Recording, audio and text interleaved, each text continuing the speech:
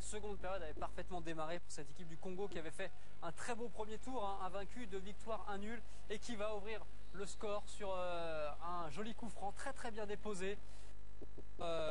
Fodé Doré qui malgré tout a tout le loisir de reprendre, hein. Mongongu ne l'embête pas. Alors c'est très bien tiré, mais c'est très mal défendu. D'abord Mongongu recule et donc laisse Fodé Doré, enfin le couvre, et derrière il a juste reculé, il n'a pas marqué, il s'est occupé du ballon, que du ballon.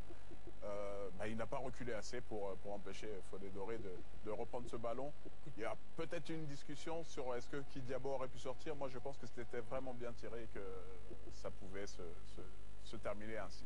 Ensuite, énorme erreur, là c'est la RDC hein, qui était en grosse difficulté à ce moment-là, avec ce ballon perdu. Alors il va falloir que Fodé Doré s'y prenne en 2 temps, et il sert Thievi Bifouma pour le 2-0. À ce moment-là, le Congo est quand même à plus d'un pied en demi-finale, Philippe. Hein. Oui, surtout quand on voit la relance de Kimwaki, on se dit qu'ils sont complètement perdus.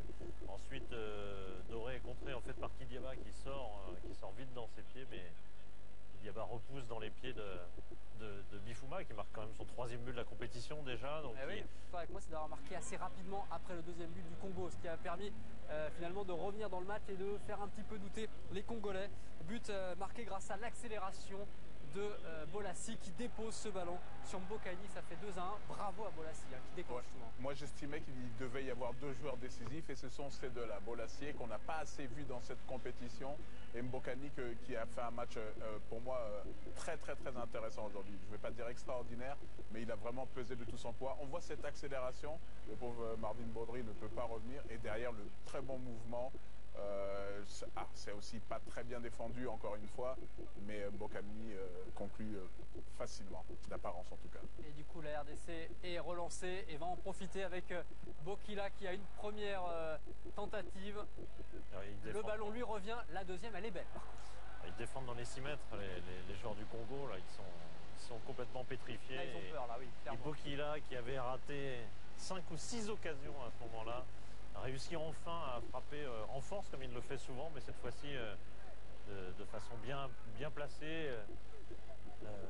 Nafumbi n'est pas très loin de la sortir, mais il la touche, mais insuffisamment. C'est surtout qu'ils défendent dans leurs 6 mètres. Alors ils ont peur, on voit une affluence, ils sont 6 contre 3, mais personne au contact. Ouais. Et ça, on peut être à 10 derrière si on ne fait pas de marquage. Ça sert à rien. Ouais. Autant être moins nombreux et faire du marquage. Et là, le match a clairement tourné. Ouais. Là, ils sont même plus nombreux sur ce coup franc. Il est pratiquement tout seul. Ikebano pour Kimwaki. Hein. Kimwaki, ouais.